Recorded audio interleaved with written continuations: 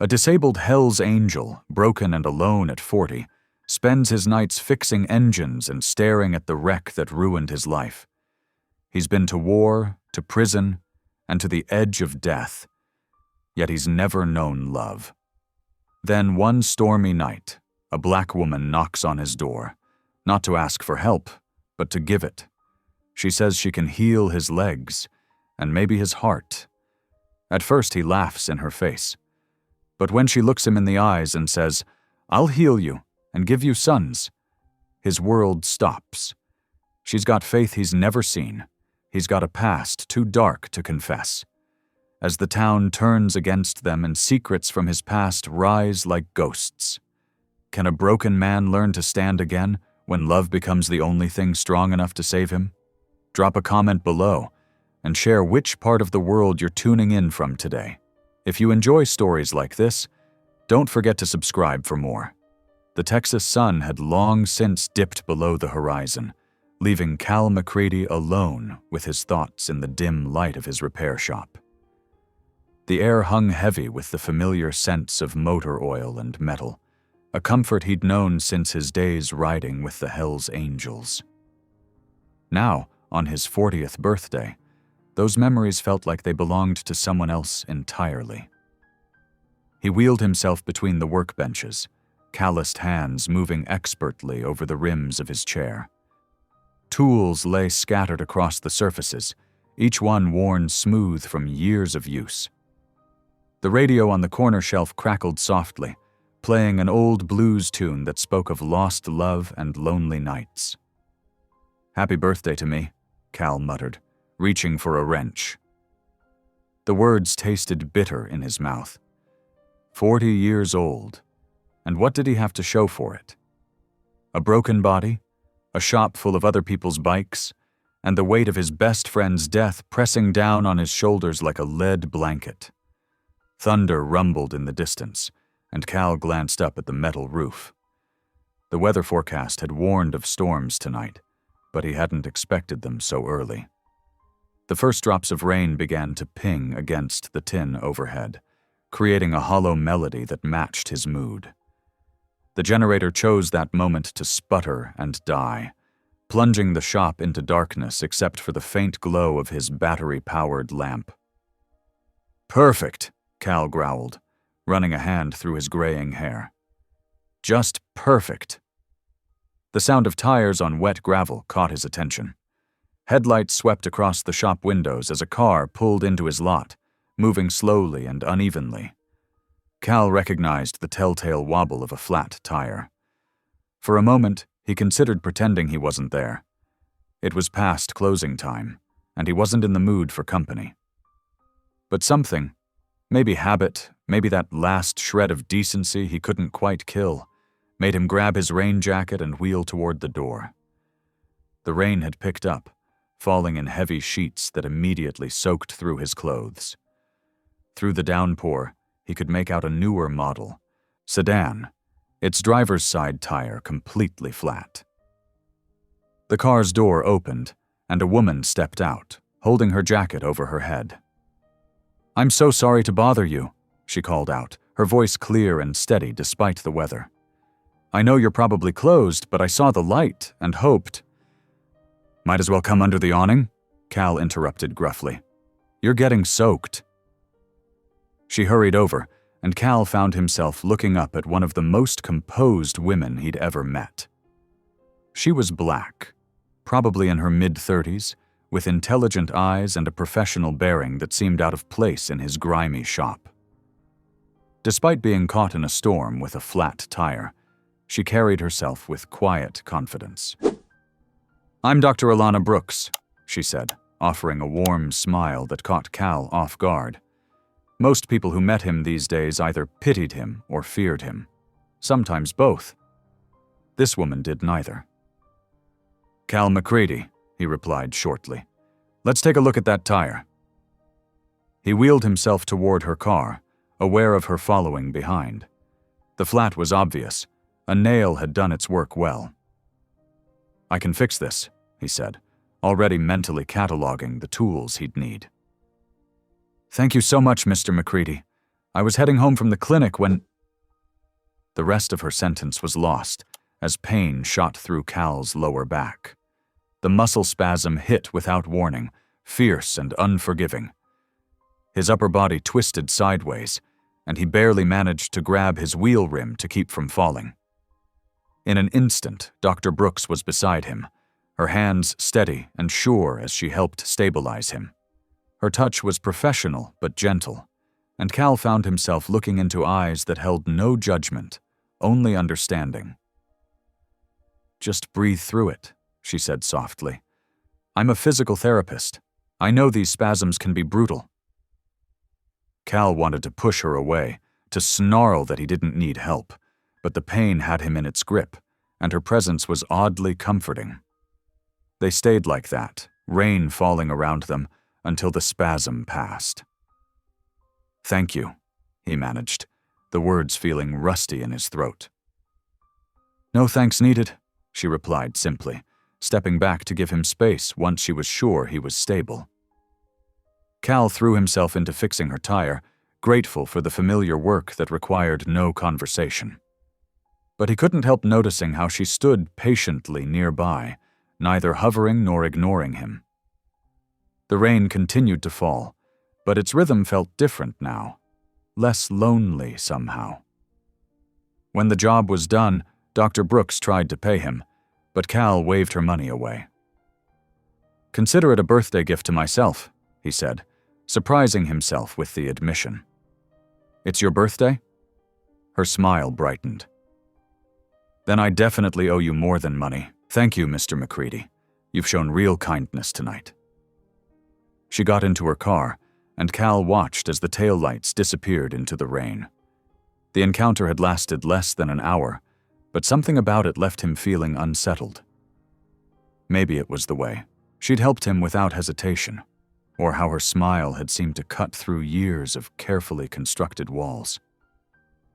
Wheeling himself back inside, Cal tried to shake off the strange feeling in his chest. "Don't start hoping, old man," he whispered bitterly to himself. But even as the words left his mouth, he knew something had shifted. Like the storm outside, change was coming whether he wanted it or not.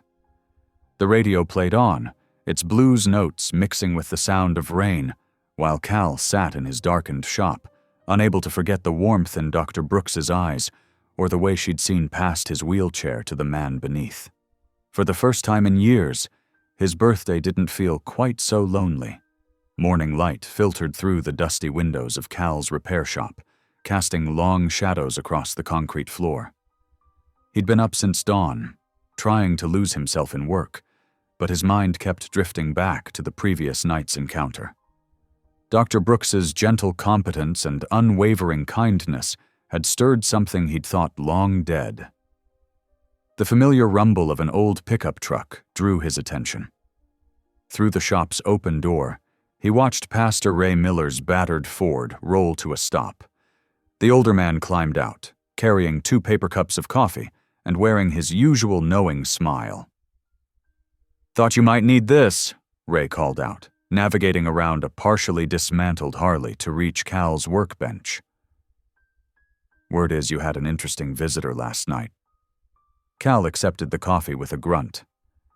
"Small town, news travels fast." "That's what happens when you help pretty doctors in the middle of a storm." Ray pulled up a wooden stool, his weathered face creasing with amusement. "Martha at the diner saw the whole thing through her window." "It was just a flat tire," Cal muttered, though he could still feel the ghost of Alana's steady hands during his muscle spasm. Ray took a long sip of coffee, studying his friend over the rim. "You know, Cal, not everyone who offers help is trying to fix you."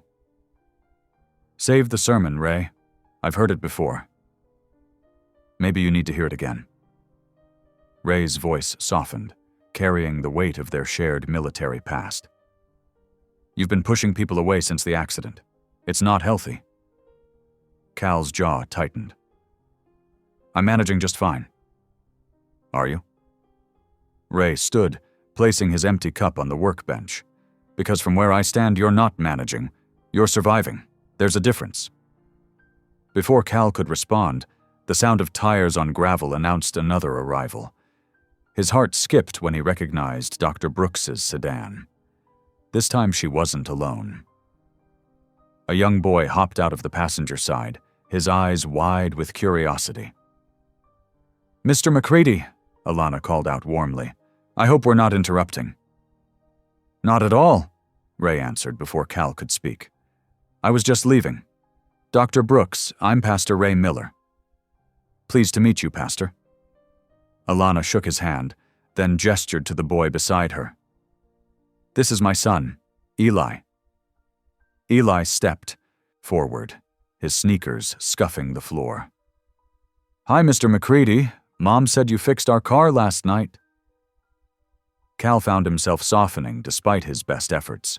The kid's earnest face made his usual gruffness feel out of place. "Just doing my job." "Actually," Alana said, "the car is running perfectly. We're here for another reason." She produced a business card from her purse. "I'm opening a rehabilitation clinic for veterans, free of charge." Cal's defenses snapped back up. "Not interested."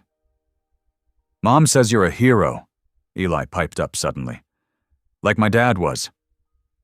The words hit Cal like a physical blow. He looked at Alana, who explained quietly, "My husband was a military medic. He died in service 3 years ago." "I'm sorry," Cal managed, genuinely meaning it. "Thank you for helping Mommy last night," Eli said, his voice shy but determined. "She was worried about being late for my baseball game." Something in Cal's chest constricted.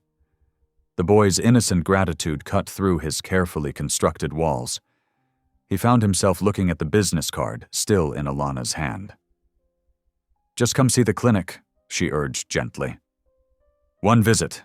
That's all I'm asking." Cal waited a long moment before answering. "Fine. One visit. But you're wasting your time." Later that afternoon, Cal found himself in Alana's newly opened clinic. The space was clean and bright, nothing like the sterile hospitals he'd grown to hate. Alana worked with confident efficiency as she examined his legs, her touch professional but kind. "The nerve damage isn't complete," she explained, making notes on her clipboard. "There's potential for recovery here, Cal. With dedicated work, you could regain significant movement." Cal laughed, the sound harsh and bitter. "Right, because no other doctor has tried that line before." Alana set down her clipboard and met his eyes directly. "This isn't a line. This is my professional assessment, based on 20 years of experience, but more importantly, it's my promise to you." "Promise?" Cal scoffed. "Yes. If you'll fight for yourself again, I'll fight with you." Her voice carried absolute conviction. "Every step, every setback, every small victory. I'll be here." The intensity of her belief left Cal momentarily speechless.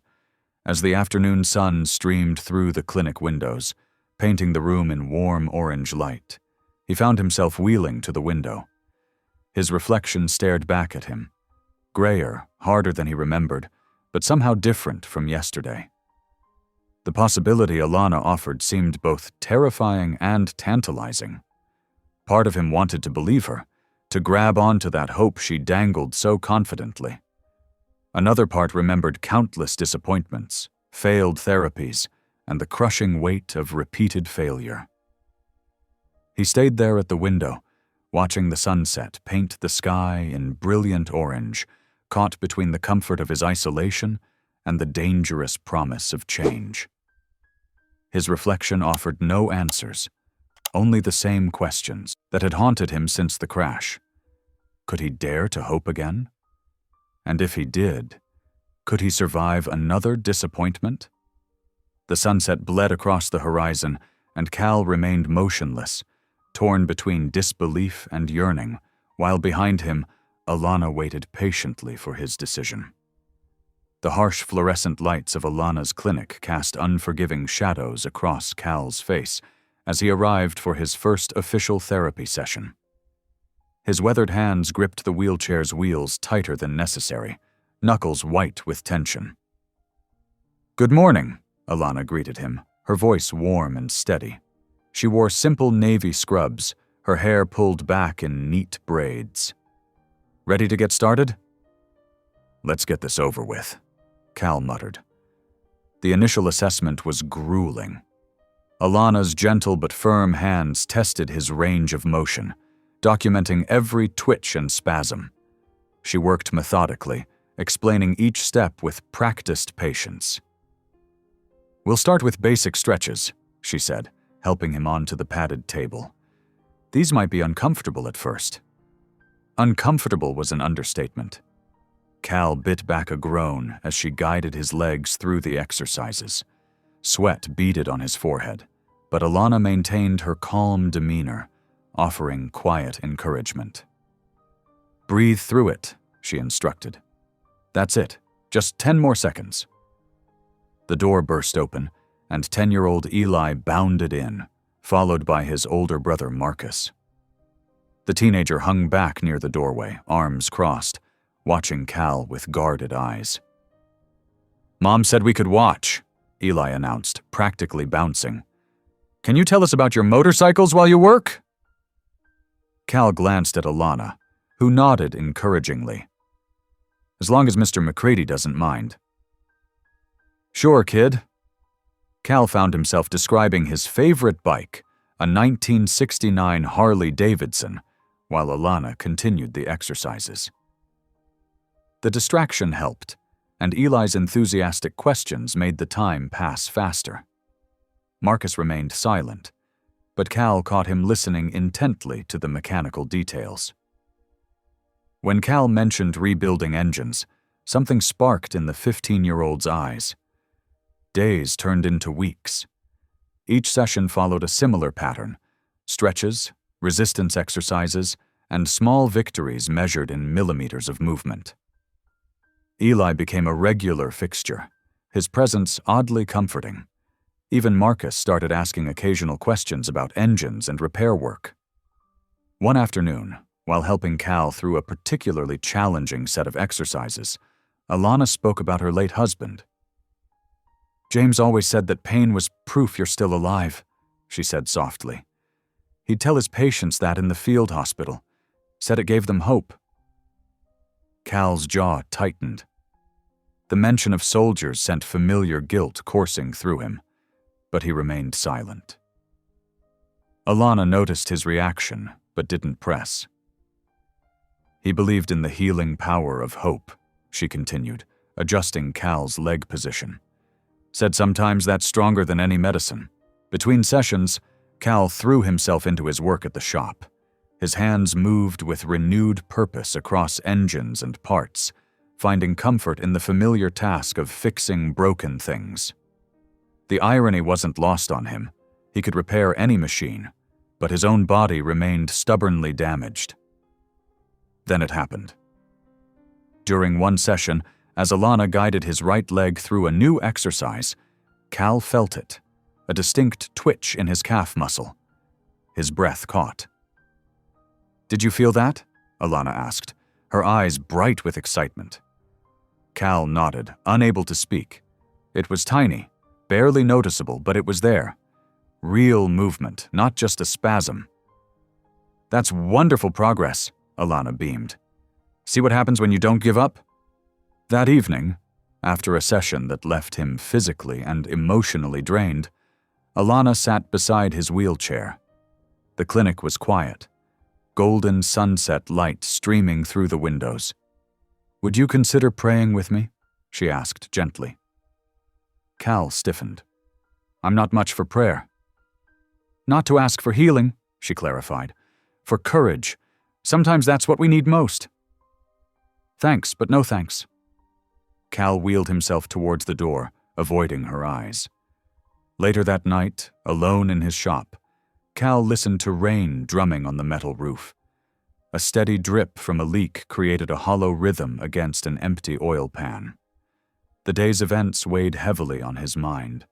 The breakthrough with his leg, Alana's suggestion of prayer, the memories of his past that refused to stay buried. In the darkness, surrounded by the tools and machines that had become his refuge, Cal found himself whispering words he hadn't spoken in years. "God!" His voice cracked. "I don't know if you're listening. Don't know if you should." He paused, listening to the rain. "But if you are, I could use some of that courage she talked about." The prayer felt clumsy, broken, like him.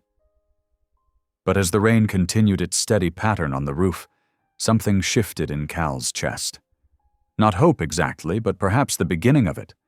The leak dripped steadily into the pan, marking time in a shop that had started to feel less like a hiding place and more like a way station on a journey he hadn't planned to take. He sat there for a long time, listening to the rain and remembering the feeling of that small twitch in his leg. Proof, as Alana's husband would have said, that he was still alive.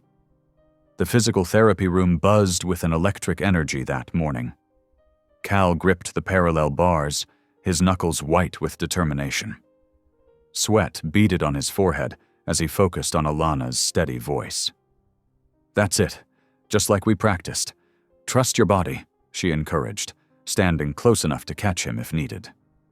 Cal's arms trembled with effort. Slowly, impossibly, his legs began to take weight. For 3 precious seconds he stood, actually stood, before his strength gave out. Alana caught him smoothly, helping him back into the wheelchair. 3 seconds, she beamed, her face glowing with pride. "That's 3 seconds longer than you could stand last week." Cal tried to hide his own smile, but it leaked out anyway. "Guess those torture sessions are good for something." "Did you see that, Mom?" Eli called from where he was doing homework. "Mr. McCready stood up." "Sure did, baby." Alana made a note in Cal's chart, then hesitated. "Speaking of standing, there's something I wanted to ask you about." Cal raised an eyebrow, instantly wary. "The church is hosting a picnic this Saturday for local veterans. Ray's organizing it." She kept her tone casual. "I think it would be good for you to come." "A church picnic?" Cal scoffed. "Not exactly my scene." "That's exactly why you should come." Alana sat on the exercise bench across from him. "You can't heal in isolation, Cal. Connection is part of recovery. People don't want to connect with someone like me. Try them." Her dark eyes held his. "Give them a chance to surprise you." Cal ran a hand through his graying hair, considering. The thought of being around crowds made his stomach churn, but something in Alana's expression made it hard to refuse. "Fine," he growled. 1 hour, that's it." Saturday arrived bright and clear. Cal almost turned back twice on the drive to the church grounds, but the memory of Alana's hopeful face kept him going. He wheeled himself onto the lawn where tables had been set up under spreading oak trees. Ray spotted him first, hurrying over with a warm greeting. "Cal, glad you made it, brother." Other veterans nodded in his direction, some familiar faces from his shop, others strangers. Alana appeared wearing a yellow sundress that made her skin glow, her sons trailing behind her. She'd brought homemade potato salad and lemonade. For a while, it wasn't terrible. Cal found himself drawn into conversations about engines and old war stories. Eli perched near his wheelchair, hanging on every word. Even Marcus seemed less guarded than usual. But as the afternoon wore on, Cal became aware of the whispers. He caught sideways glances, saw heads bent together in conversation.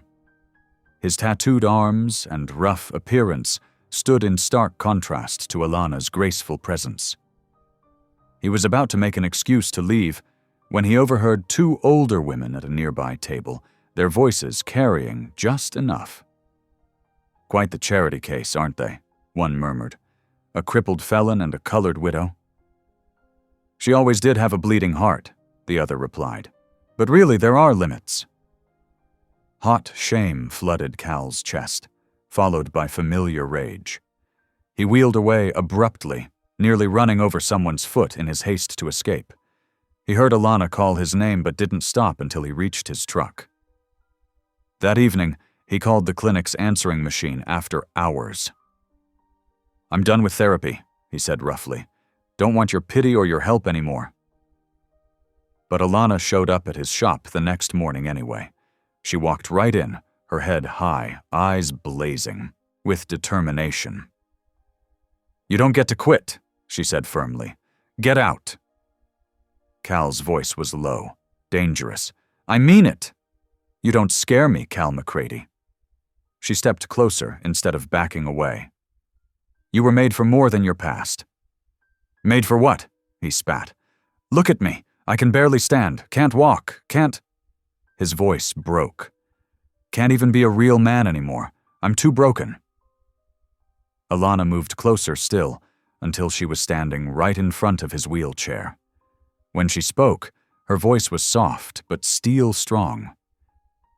"Then let me heal you," she said, "and give you sons who'll call you father." Cal's breath caught in his throat. He stared at her, seeing the truth in her eyes.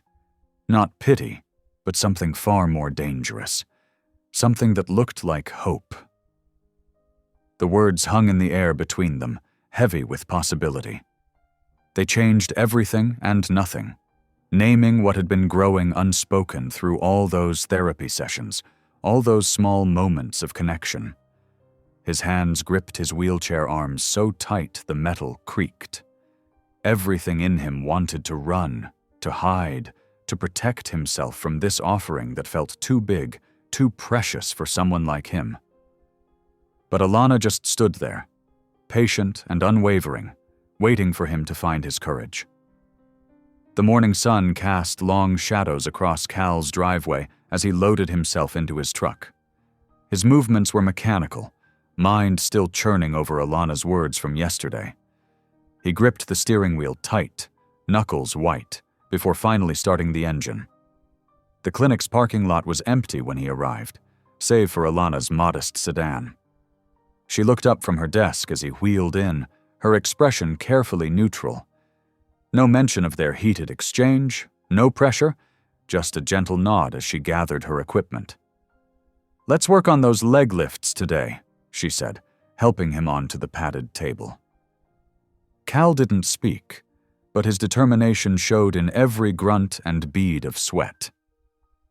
Today, when Alana guided his right leg through the exercises, his muscles responded with more strength than before. A tiny twitch became a definite push. "That's it," Alana encouraged, her hands steady and warm on his calf. "Your nerve pathways are remembering." After an hour of work, Cal noticed something different, a tingling sensation that stretched all the way to his toes. His eyes widened. "Feel that?" Alana asked, noting his expression. He nodded, throat tight. "All the way down." Her smile was bright enough to light the room. "Progress happens in small steps, but it happens." As they finished the session, the clinic's front door chimed. Marcus and Eli burst in, fresh from school, backpacks still slung over their shoulders. "Mom, can we go to Mr. McCready's shop?" Eli bounced on his toes. "He said he'd show us how to change spark plugs." Alana glanced at Cal, who shrugged. "Got some bikes that need work anyway." "Homework first," Alana insisted, but her eyes sparkled. "Then you can go." An hour later, Cal's usually quiet shop echoed with young voices. Eli perched on a work stool, watching intently as Cal demonstrated how to check the gap on a spark plug. Marcus leaned against the workbench, trying to appear casual, but clearly fascinated. "See this here?" Cal held up the plug. "If the gap's too wide or too narrow, you'll get misfiring. Gotta be just right." "Like Goldilocks," Eli piped up. Cal's laugh surprised even himself. Rough, but genuine. "Yeah, kid, exactly like that." He showed them how to use the feeler gauge, guiding their hands with unexpected patience. Marcus proved to have a natural touch with tools, while Eli asked endless questions about every part he could point to. "This carburetor's seen better days," Cal explained, holding up a corroded piece. "Sometimes the best medicine is taking things apart, cleaning them proper, and putting them back together." "Like what Mom does with people," Eli observed innocently. Cal's hands stilled for a moment. "Yeah, guess so." The afternoon light was fading when Pastor Ray's pickup pulled into the lot. He stood in the doorway, taking in the scene. Tools scattered across the workbench, the boys absorbed in their task. Cal explaining something with animated hands. "Well, would you look at that?" Ray said softly, coming to stand beside Cal's wheelchair. "Haven't heard this much life in here since, well, ever." While the boys cleaned up their workspace, Ray leaned closer to Cal. "Alana's presence seems to be doing what medicine couldn't." Cal shot him a warning look, but Ray just smiled knowingly. "The Lord works in mysterious ways, brother." Before Cal could form a retort, Elena appeared in the doorway. She'd changed from her work clothes into a simple blouse and jeans, but somehow looked even more beautiful. "Since you've kept my boys entertained all afternoon," she said, "the least I can do is feed you dinner. We've got cornbread in the oven and plenty to share." Cal started to decline, but Eli's hopeful face and Marcus's tentative smile made the words die in his throat. "I suppose I could eat." Alana's home was modest but warm, filled with family photos and comfortable furniture. The kitchen smelled of cornbread and something savory bubbling on the stove. Cal felt awkward at first, maneuvering his wheelchair around the dining room, but Alana had already arranged the chairs to make space for him. When everyone was seated, Alana reached for her son's hands. "We say grace before meals," she said simply, not making it a question. Cal hadn't prayed in years, not properly, but he found himself bowing his head alongside them, listening to Alana's soft voice giving thanks for food, family, and new friends. His throat felt tight when she squeezed his hand at Amen. The meal was simple but delicious: beef stew, cornbread, and green beans. Conversation flowed easily, mostly led by Eli's enthusiastic recounting of everything they'd learned about engines. Marcus added technical details, clearly proud of his new knowledge. "Mom, did you know Mr. McCready used to race motorcycles?" Eli asked around a mouthful of cornbread. "Chew first, then talk," Alana reminded him, but her eyes were warm as she looked at Cal. "No, I didn't know that." Cal found himself sharing stories from his racing days, the cleaner ones, carefully edited for young ears. The boys hung on every word, and even Alana leaned forward, genuinely interested. As the evening wound down, Cal watched Eli dramatically reenact one of his stories, while Marcus corrected the technical details. Something warm and unfamiliar bloomed in his chest at their enthusiasm, their easy acceptance of him. When he caught Alana's eye across the table, he realized he was smiling, really smiling, not his usual guarded half-grin. She was watching him watch her sons, and the look in her eyes made his heart stutter. It held possibility, promise, and something that looked remarkably like hope. For the first time in years, Cal let himself imagine what it might be like to belong somewhere again. To have more evenings like this, filled with laughter and grace and the sound of children's voices calling his name. The letter arrived on a Wednesday morning, tucked between junk mail and bills. No return address, just his name written in sharp, angry strokes. Cal recognized the handwriting immediately, and his stomach dropped. His hands trembled as he tore open the envelope. "Dear Mr. McCready," it began, cold and formal. "I recently learned you survived the crash that killed my brother. For 15 years, I thought you were dead too. Now I know better." Cal's throat went dry as he continued reading. "Tommy was everything to me after our parents died. He was going to college, had dreams, a future. You took all that away with your reckless behavior. I can never forgive you for destroying our family. Every time I visit his grave, I wish it was you lying there instead." The letter was signed simply, Sharon Cole. Cal crumpled the paper in his fist, chest tight with familiar guilt. The memories he'd worked so hard to bury came rushing back. The roar of engines, the flash of police lights, the sickening crunch of metal. Tommy's face, laughing one moment, gone the next. He wheeled himself to the bathroom and splashed cold water on his face, trying to steady his breathing.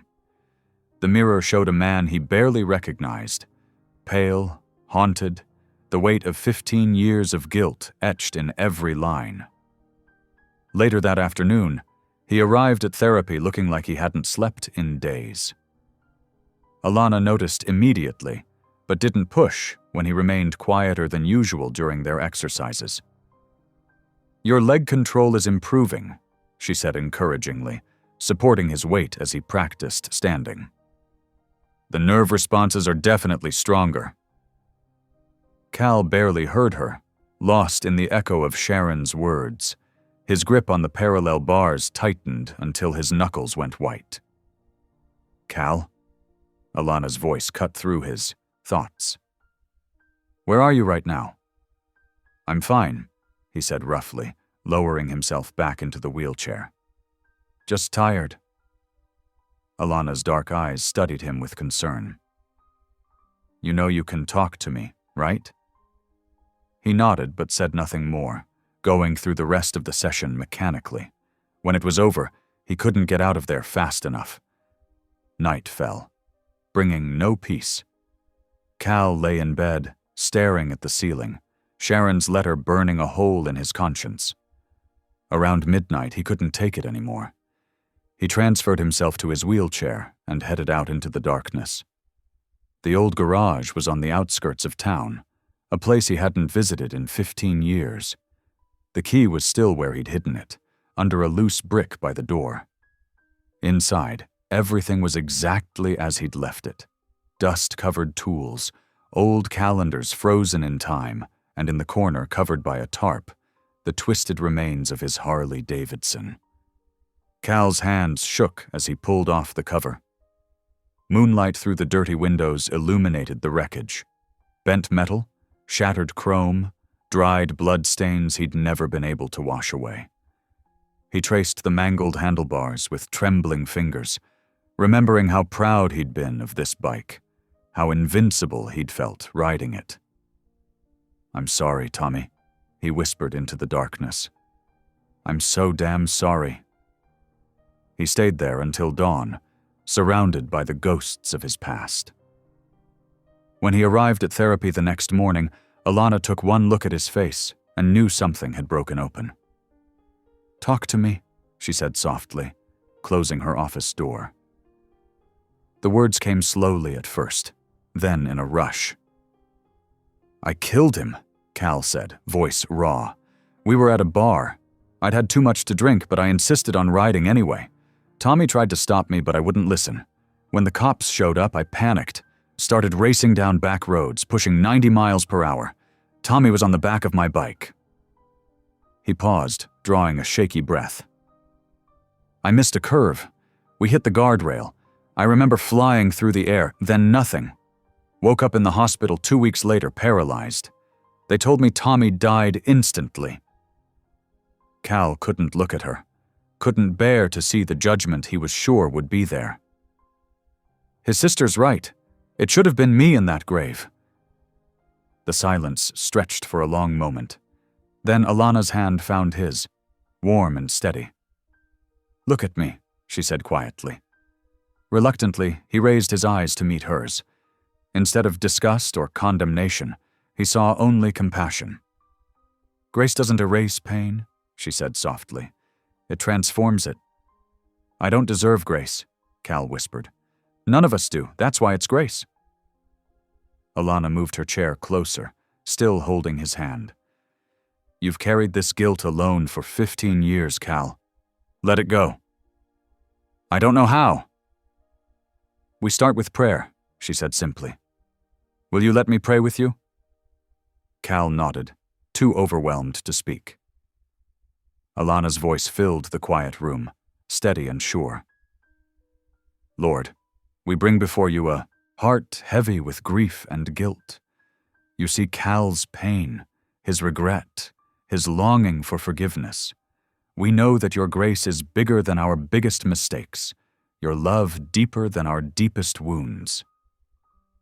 As she continued praying, something broke inside Cal. 15 years of carefully constructed walls crumbled, and for the first time since the accident, he let himself cry. The tears came silently at first, then in heaving sobs that shook his whole body. Alana never let go of his hand, her presence an anchor in the storm of his grief. When the tears finally subsided, he felt empty, but somehow lighter, as if a poison had been drawn from an old wound. Thank you, he managed to say, voice hoarse. Alana squeezed his hand. This is just the beginning of healing, Cal, but you're not alone anymore. Looking into her eyes, Cal believed her. The guilt and pain weren't gone, but something new had taken root alongside them. A tiny spark of hope, fragile but real. 4 weeks passed like water flowing downstream, each day marking small but steady progress in Cal's recovery. The late summer heat pressed down on the Texas town, but inside Alana's clinic, hope bloomed like desert flowers after rain. Cal gripped the parallel bars, sweat beading on his forehead as he took another tentative step. His legs trembled with effort, but they moved, actually moved. Alana stood nearby, ready to catch him if needed, but letting him fight this battle on his own. That's it, she encouraged softly. You're doing great, Cal. He managed 3 more steps before easing back into his wheelchair, breathing hard but grinning. Never thought I'd be walking again, even with these crutches. You're not just walking, Alana said, handing him a towel. You're proving that miracles still happen. After therapy sessions, Cal spent his evenings in his shop, working on a secret project. He'd found an old BMW motorcycle with a sidecar at a salvage yard and saw a possibility where others might have seen junk. His skilled hands worked late into the night, modifying the controls, reinforcing the sidecar, and adding special safety features. The sidecar itself he rebuilt completely, making it wider and more stable. He installed comfortable seating with proper restraints, perfect for 2 growing boys. The midnight blue paint job gleamed under the shop lights, and chrome accents caught every ray of sun. This wasn't just transportation. It was a symbol of everything he wanted to offer Alana and her sons. On a bright Saturday morning, Cal called Alana and asked her to bring the boys to his shop. When they arrived, he was waiting outside, sitting tall in his wheelchair beside the covered motorcycle. What's all this about? Alana asked, curious. Cal's heart hammered in his chest. I wanted to show you something. He pulled away the cover, revealing the restored motorcycle in all its glory. Alana's hands flew to her mouth. The boys rushed forward, exclaiming over the gleaming machine. Is this for us? Eli asked, bouncing with excitement. If your mama approves, Cal said, watching Alana's face carefully. She walked slowly around the motorcycle, taking in every detail. Her fingers traced the careful modifications, the safety features, the love built into every inch. Tears welled in her eyes. You did all this? She whispered. Cal nodded. I thought maybe we could take a ride together, all of us. Marcus looked at his mother hopefully. Can we, Mom? Please? Alana wiped her eyes, laughing through her tears. Yes, we can. Cal showed them how everything worked, how the sidecar was specially designed for the boys, how he'd modified the controls so he could operate them safely despite his disability. Soon they were all suited up in proper gear, the boys secure in the sidecar, Alana behind Cal, with her arms wrapped around his waist. The engine roared to life, and they set out onto the open road. Wind rushed past them as they left the town behind, heading into the countryside. The boys whooped with joy, their excitement infectious. Cal felt Alana's arms tighten around him, her cheek pressed against his back, and his heart swelled with emotion. They rode until they reached Cedar Lake, a peaceful spot where wildflowers dotted the shoreline. Cal had packed a picnic lunch in the sidecar's storage compartment: simple sandwiches, fresh fruit, and cold lemonade. They spread a blanket on the grass near the water's edge, the afternoon sun warming their faces. The boys ran off to skip stones across the lake's surface, leaving Cal and Alana alone on the blanket. They watched the sunlight dance on the water, comfortable in their shared silence.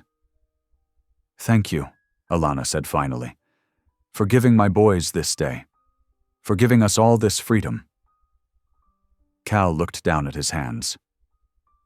"I wanted to show you that I could still provide something worthwhile, that being with me wouldn't mean giving up the good things in life." Alana turned to face him fully. "Is that what you've been worried about?" He nodded slowly. "Alana, there's something I need to tell you." He took a deep breath, forcing himself to continue. Since the accident, I've never been with anyone, never even tried. Was too ashamed of this broken body, too caught up in my past to believe anyone could want me." The confession hung in the air between them. Cal waited for pity or discomfort, but instead, Alana's eyes filled with understanding and something deeper. She reached out and took his hand, her touch gentle but sure. "You've waited for love," she whispered, "not lost it." The setting sun painted the sky in brilliant oranges and pinks, its light reflecting off the lake like liquid fire. Cal looked into Alana's eyes and saw his future there. Not perfect, but beautiful in its possibility. She leaned forward slowly, giving him time to pull away if he wanted to. Instead, he met her halfway. Their first kiss was soft, tentative, full of tender emotion. Tears slipped down, both their cheeks as they held each other, the sunset blessing their newfound love with its golden light. When they finally parted, Cal rested his forehead against hers. "I never thought I'd find this," he whispered. "God's timing is perfect," Alana replied softly, "even when we don't understand it."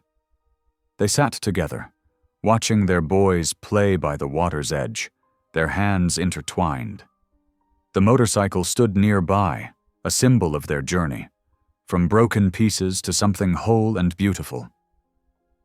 As the sun sank lower, casting long shadows across the lake, Cal felt peace settle into his bones. Here, with Alana and her sons, he'd found more than healing. He'd found home.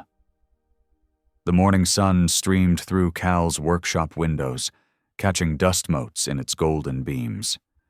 For the first time in years, he woke without that familiar weight of despair pressing down on his chest.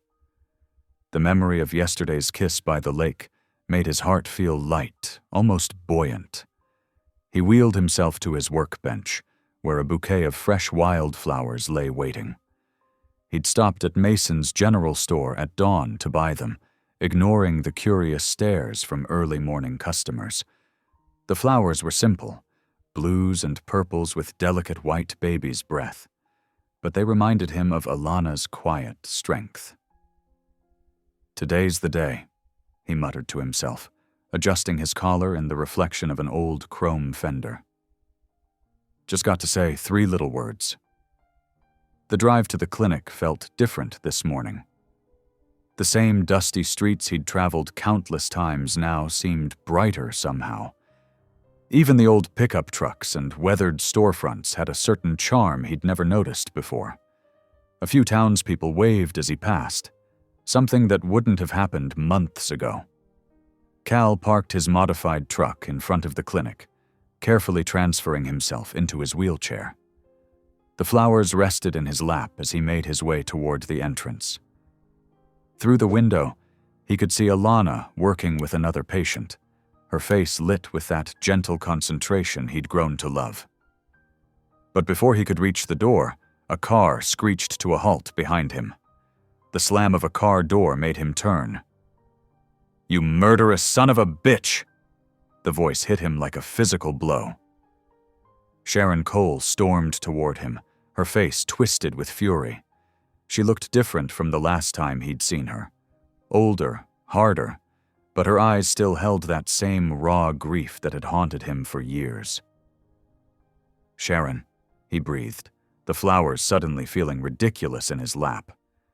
"I didn't know you were in town. Bet you thought you'd never have to face me again, right?"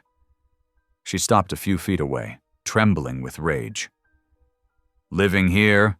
Playing house with some woman while my brother rots in the ground?"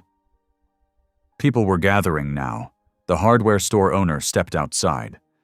Two women stopped their conversation to stare. A truck slowed as it passed. "I'm going to take everything you have left," Sharon spat. "Every penny, every piece of property. My lawyer says we have a solid wrongful death case. Tommy had a wife, a baby on the way. Did you know that?" Cal hadn't known. The knowledge settled like lead in his stomach. The clinic door opened and Alana emerged, concern etched on her face. "Is everything all right out here?" Sharon's laugh was bitter. "Oh, this is Rich. Did he tell you what he did?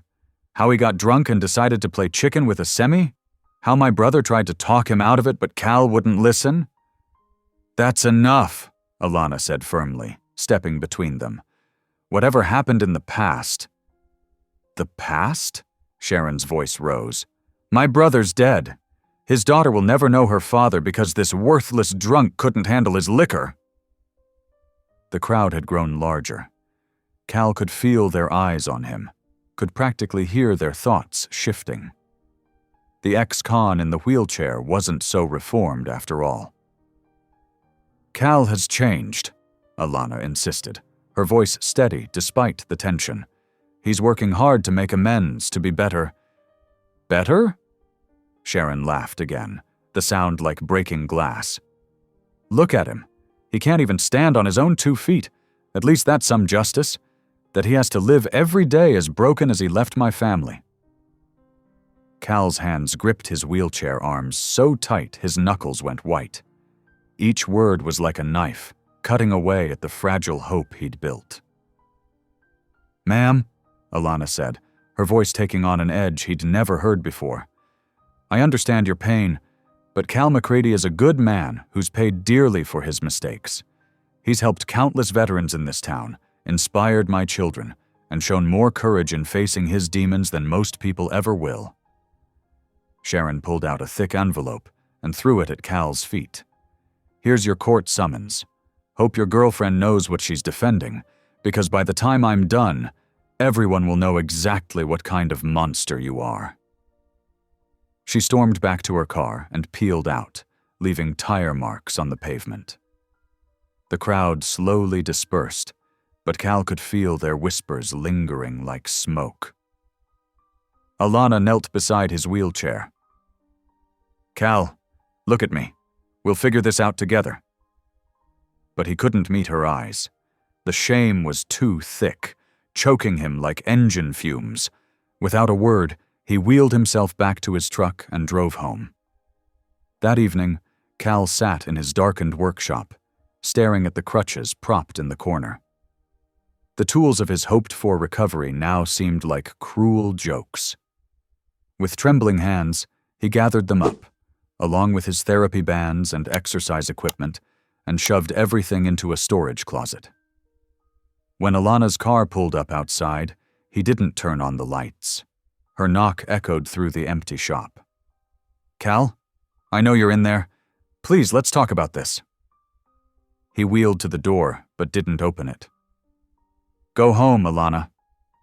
"No, I'm not letting you push me away because you're scared." "Scared?"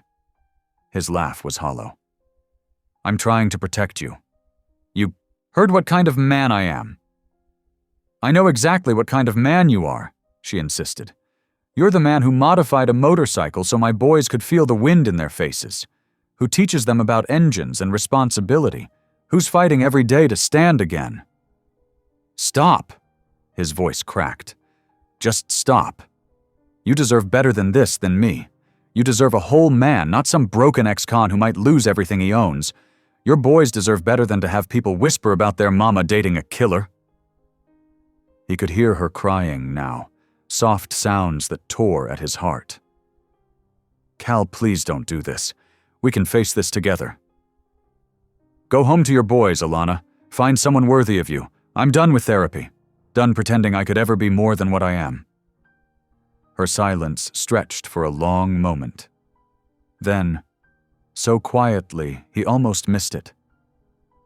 God isn't finished with you yet, Cal McCready. Even if you're finished with yourself. Her footsteps faded away. The sound of her car starting and driving off seemed to echo forever in the empty shop.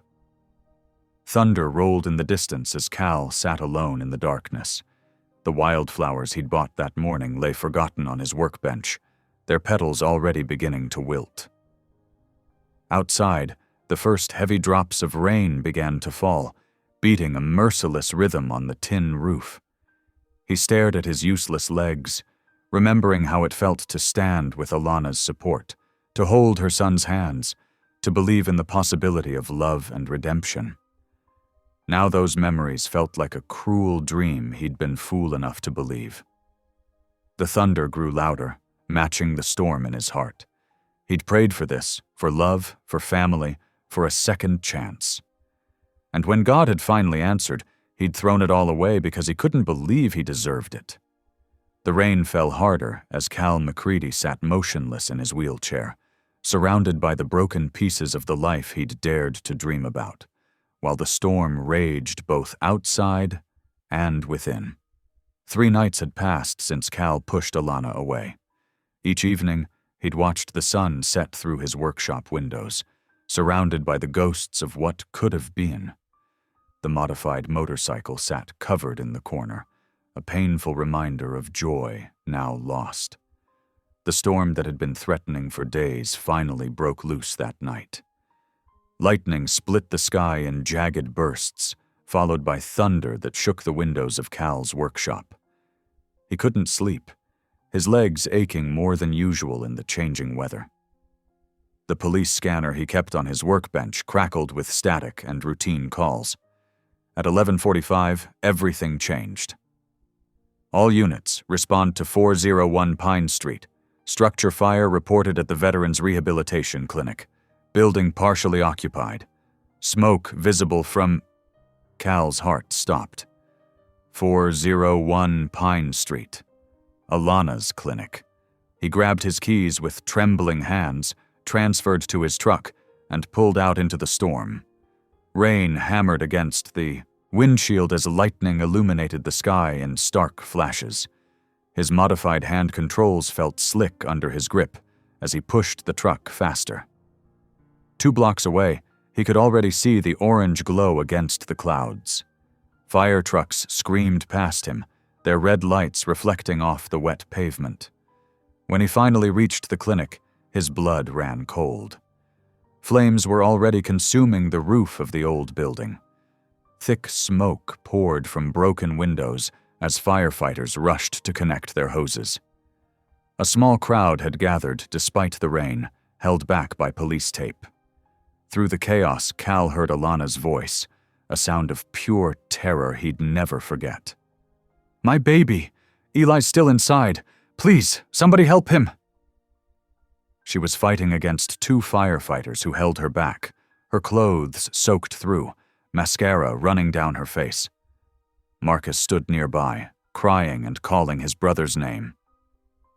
"Ma'am, it's too dangerous," one firefighter said.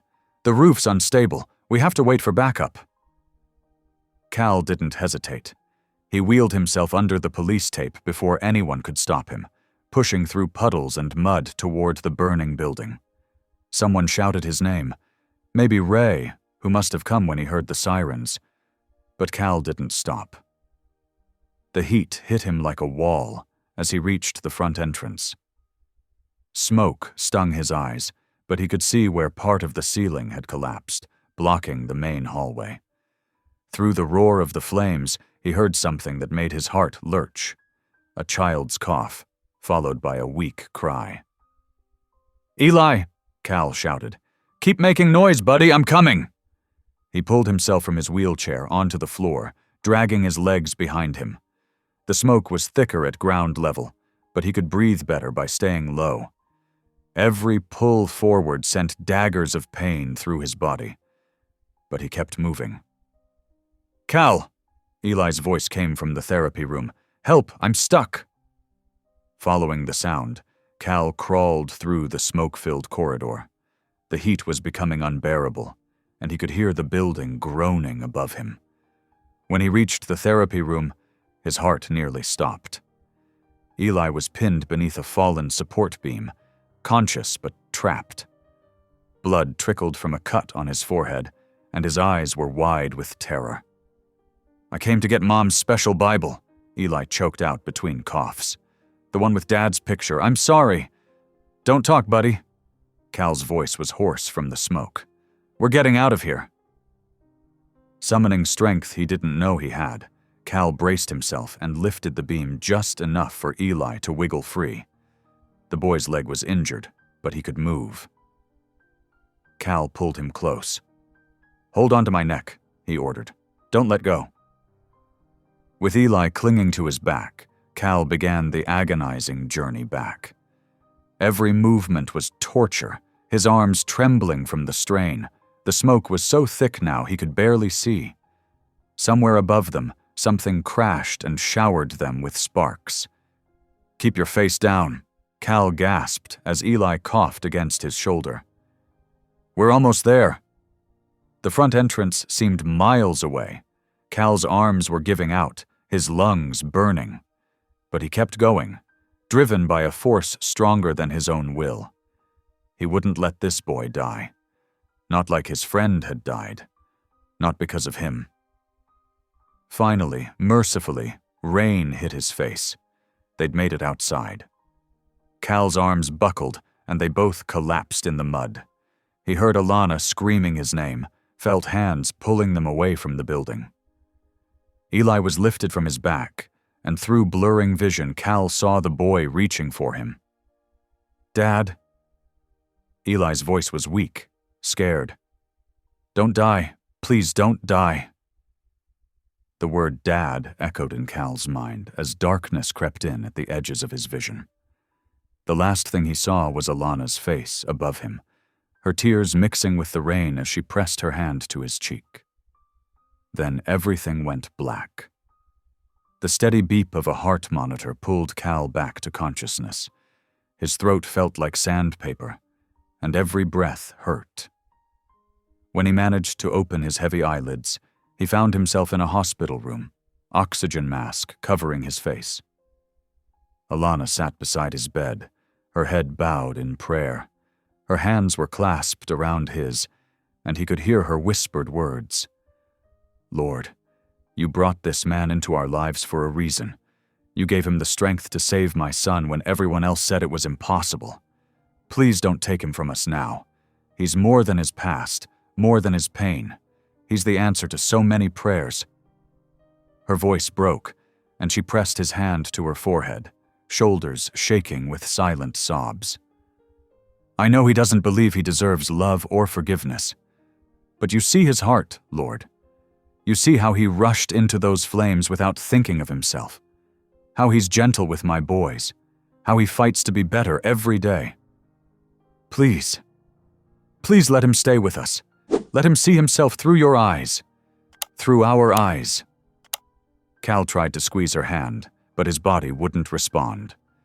All he could do was listen as Alana continued to pray, her faith washing over him like the rain that had poured down that night. A cleansing flood that began to wash away years of guilt and shame. Cal's consciousness returned slowly, like wading through thick fog. The sterile hospital smell reached him first, Then the soft beeping of monitors and the gentle whoosh of oxygen. His eyelids felt heavy, but he managed to blink them open, squinting against the morning light streaming through the window. The hospital room came into focus. His legs were elevated, wrapped carefully in clean white bandages. Nothing felt broken, just sore, like after an especially tough therapy session.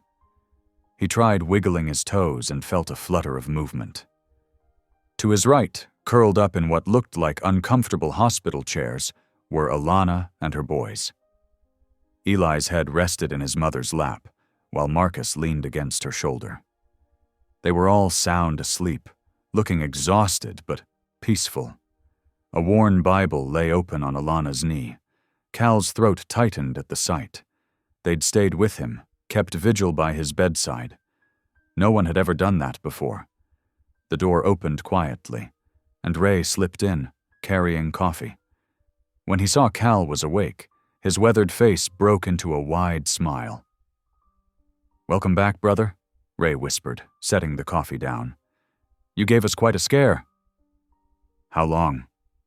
Cal's voice was rough from smoke and disuse. 3 days, Ray replied. "But wait till you hear what's been happening while you were out."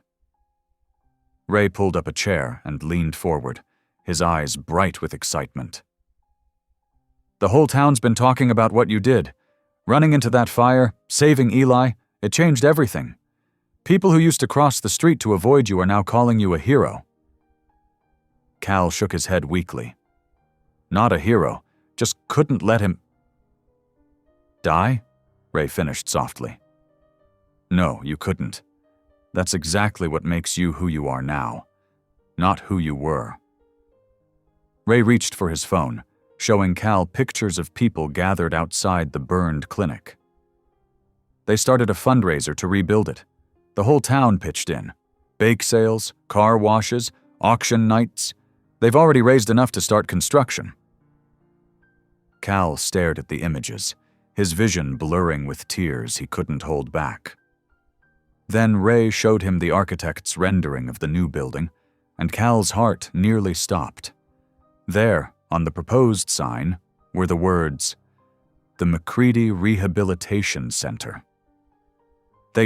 Cal's voice broke. "They're naming it after me?" "The motion passed unanimously at the town council," Ray confirmed. "Even Sharon voted for it." "Sharon?" Cal whispered in disbelief. "She was here yesterday," Ray said. "Said watching you risk your life to save that boy helped her understand something about her brother's death. That maybe you've punished yourself more than anyone else could." Silent tears rolled down Cal's cheeks. He didn't try to wipe them away. Years of guilt and shame seemed to flow out with them, leaving something new in their place, something that felt like hope. A small movement caught his attention. Alana was stirring, her eyes fluttering open. When she saw him awake, her whole face lit up with joy. "Cal," she breathed, carefully shifting Eli so she could stand. She moved to his bedside, taking his hand in both of hers. "Thank God." Ray quietly excused himself, leaving them alone together. Alana's eyes were filled with tears as she gazed at Cal, her thumb gently stroking his knuckles. "I love you," she said simply, firmly. "Whether you ever take another step or spend the rest of your life in that wheelchair. I love you for who you are, not what you can or can't do." Cal felt something break open inside his chest. All the walls he'd built, all the defenses he'd maintained for so long crumbling away. "I want to live," he whispered, his voice thick with emotion. "For the first time since the accident, I really want to. Live!" Alana's smile was radiant through her tears. "Then let's start now." She reached for the call button to summon a nurse. When the nurse arrived, she helped Cal sit up properly and checked his vital signs. "Everything looks good," she announced. "Would you like to try standing?" Cal nodded, determination setting his jaw. Alana moved to one side of the bed while the nurse took the other. They helped him swing his legs over the edge, supporting him as he slowly pushed himself up. His legs trembled with the effort, but they held. One small step, then another. Each movement was shaky but deliberate. Alana's grip was firm, her presence steady and encouraging. The movement woke Eli and Marcus. Eli's eyes went wide when he saw Cal standing, and he scrambled out of his chair. "Dad!" he cried out, running forward to wrap his arms around Cal's leg. "You're walking!" The word "Dad" sent warmth flooding through Cal's chest. Marcus joined them more slowly, but his smile was just as bright. Together they formed a circle of support around Cal as he took another careful step. "I knew you could do it," Eli said, his face beaming with pride and love. "Heroes don't give up." Cal reached down to ruffle the boy's hair, his heart so full it felt like it might burst. Here, surrounded by love he never thought he deserved, supported by the family he never dreamed he could have, Cal McCready finally felt whole. The morning sunlight streamed through the window, painting everything in warm gold. Outside, birds sang their morning songs, and somewhere in town, workers were already beginning the process of clearing debris from the old clinic site, preparing to build something new, just like the new life taking shape in this hospital room, one trembling step at a time. The seasons changed slowly in Texas, but the transformation at the McCready Rehabilitation Center happened faster than anyone expected. Week by week, the scorched walls were replaced, fresh paint brightened the halls, and most importantly, hope returned. Cal watched from his wheelchair as bikers, some his old riding buddies, worked alongside local veterans to install new equipment. The sight of leather-clad men carefully mounting therapy bars made him smile. They'd show up early, thermoses of coffee in hand, asking what needed doing next. He found his own healing in helping others. 3 times a week, he taught mechanics to young veterans struggling with PTSD and injuries. Their hands, remembering the familiar feel of tools, seemed to steady their minds too. "If a broken-down biker like me can find purpose," he'd tell them, "anyone can." One sunny afternoon, while Alana worked with a patient on parallel bars, Cal rolled quietly into the therapy room. He had picked wildflowers that morning, purple and yellow blooms that grew stubborn and beautiful along the highway. His heart pounded as he approached her. "Alana," he said softly. She turned, her face lighting up at the sight of the flowers. The poor patient she was helping grinned and steadied himself against the bars. "You gave me a reason to live," Cal said, his voice rough with emotion. "Let me give you my life back." Alana's hands flew to her mouth, tears spilling down her cheeks. The whole clinic went silent, waiting. "Yes," she whispered, then louder, "Yes." The room erupted in cheers and applause, patients, staff, and volunteers all celebrating this moment of pure joy, this unlikely love story that had helped heal not just 2 hearts, but an entire community. The spring breeze carried the scent of Texas wildflowers across the clinic's garden. White chairs lined the freshly laid grass, filled with an unlikely congregation, leather-clad bikers sitting shoulder to shoulder with church ladies in their Sunday best. Veterans in pressed uniforms stood at attention, their medals gleaming in the afternoon sun. Cal took a deep breath, his hand steady on his wooden cane. Pastor Ray stood beside him, offering his arm for support. Together they began the slow but determined walk down the aisle. Each step was a victory, each moment a testament to how far he'd come. When Alana appeared in her ivory dress, Cal's vision blurred with tears. Marcus and Eli walked beside her, beaming with pride. The boys wore matching suits, their shoes polished to mirror shine. "Do you take Alana to be your wife?" Pastor Ray asked, his voice carrying across the hushed garden. Cal's voice cracked with emotion. I do, he managed, the words carrying years of healing in their simplicity. After the ceremony, they slipped away to their special place by the lake. The water sparkled like diamonds in the setting sun as Marcus and Eli ran ahead, their laughter echoing across the shore. Cal pulled Alana close. "You healed me, Alana," he whispered into her hair. "Not just my body, my soul." She smiled up at him, resting her head against his chest. The Texas sun painted the sky in shades of orange and purple as it dipped below the horizon. In the distance, motorcycles rumbled, a reminder that sometimes grace rides on broken wheels. Thank you for listening. Stories connect us in the most unexpected ways. If you felt that spark today, make sure you're subscribed. I share a new one daily, and the next might change your day.